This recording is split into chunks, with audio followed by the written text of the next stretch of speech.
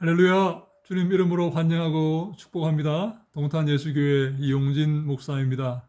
하나님의 사랑하심이 이 어려움 가운데서도 고난한 가운데서도 여러분과 함께 하시고 여러분들의 삶과 가정과 교회를 축복하시기를 간절히 소망합니다. 오늘 함께 살펴볼 말씀은 야고보서 1장 5절 말씀입니다. 너희 중에 누구든지 지혜가 부족하거든 모든 사람에게 후히 주시고 꾸짖지 아니하시는 하나님께 구하라. 그리하면 주시리라. 라고 말씀합니다. 야고보는 우리가 하나님께 지혜를 구해야 된다라고 선포하고 있습니다. 우리에게 지혜가 필요하다는 말이죠. 우리에게 돈이 필요한 게 아니라, 권세가 필요한 게 아니라, 명예가 필요한 것이 아니라 지혜가 필요하다라고 말씀합니다. 여러분, 지혜는 무엇입니까? 지혜는 하나님을 알고 하나님을 두려워하는 것입니다.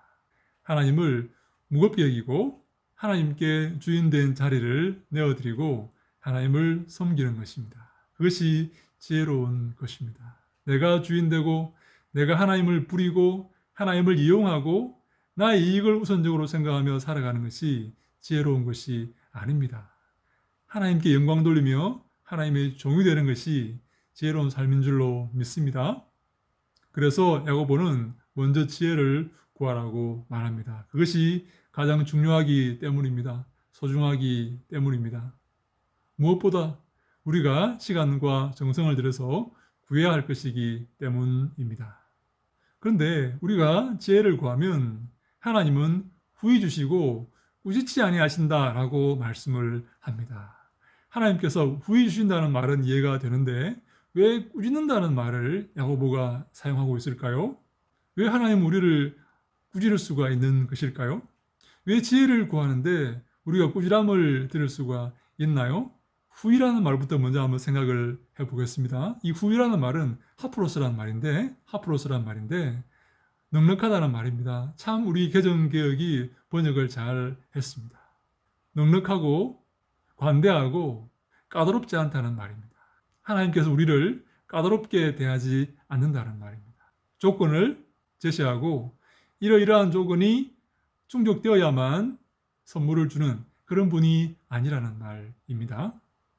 우리는 얼마나 까다롭게 구는지 모릅니다. 그렇지 않습니까? 너 전에 나한테 이렇게 했잖아. 너 전에 내가 도와달라 할 때 외면했잖아. 너는 안 도와줘놓고 날 들어 도와달라 그래? 하면서 까다롭게 굴지요. 옛날에 있었던 일을 끄집어내고 들추어내지요. 하나님은 그렇게 하지 않는다는 말입니다. 그래서 뒤에 오네이디조라는 말, 꾸짖다는 말이 나옵니다. 이 꾸짖다는 말은 모욕을 주다라는 말입니다. 창피하게 만들다라는 말입니다. 다시 말해서 너 전에 나를 안 도와줬잖아. 근데 어떻게 얼굴을 들고 내게 도움을 청한단 말이야? 그런 의미가 되는 것입니다. 우리가 얼마나 이렇게 이웃을 대합니까? 너 전에 내가 어려울 때 도와달라 그랬을 때 나를 안 도와줘놓고 어떻게 네가 어렵다고 이제 나한테 찾아왔어? 그래서 우리는 이웃에게 도움을 청하기가 어려울 때가 참 많이 있습니다. 그런데 하나님은 그렇지 않다는 말씀입니다. 우리가 하나님께 얼굴에 철판을 깔고 부끄러움 없이 양심의 가책도 없이 또 하나님께 나아가도 또 하나님께 구하러 가도 하나님은 꾸짖지 아니하시고 우리에게 후히 까다롭게 굴지 아니하시고 베풀어 주신다는 그런 말씀입니다. 너 전에 나를 외면했잖아. 너 전에 나를 부인했잖아. 너 전에 교회를 돕지 않았잖아. 그래 놓고 네가 어렵다고 찾아왔어? 부끄러운 줄도 모르고? 사람이 양심이 있어야지. 그러면 안 돼. 하나님은 그렇게 까다롭게 우리를 대하지 않으십니다. 후히 주십니다. 넉넉하게 주십니다. 조건 없이 우리에게 주신다는 그런 말씀입니다. 참 저는 이웃에게 손을 벌리는 것을 참 어렵게 생각하는 사람 중에 하나입니다. 여러분도 그런 분 계시죠? 아쉬운 소리 잘 못하는 그런 사람들 있죠? 그래서 누구에게 부탁하러 갈 때 참 마음에 걸립니다. 내가 전에 안 도와준 적이 있나? 내가 전에 저 사람을 외면한 적이 있는데 내가 지금 가도 되나? 에이, 하지 말지. 그렇게 포기하는 경우가 참 많이 있습니다. 그런데 하나님은 그렇지 않습니다. 하나님은 까다롭게 대하지 않으십니다. 조건을 달지 않으십니다. 너 전에 나를 외면했지. 너 전에 나를 부인했지. 너 전에 나를 모른다 그랬지. 하나님은 그렇게 말씀하지 아니하시고 까다롭게 대하지 아니하시고 후히 주시고 우리를 모욕하지 않으십니다. 욕보이게 하지 않으십니다. 그러면 우리는 어떻게 해야 되겠습니까? 후히 주시고 우리를 모욕하지 아니하시는, 우리를 꾸짖지 아니하시는 하나님께 나아가야 되지 않겠습니까? 언제든지 때를 얻으나 얻지 못하나 은혜의 보좌 앞에 나아가야 되지 않겠습니까? 우리는 하나님께 나아가야 됩니다. 마치 자녀가 아버지께 나아가듯 하나님께 언제나 하나님께 나아가서 하나님께 구해야 됩니다. 그것이 하나님을 하나님 대접해 드리는 것입니다.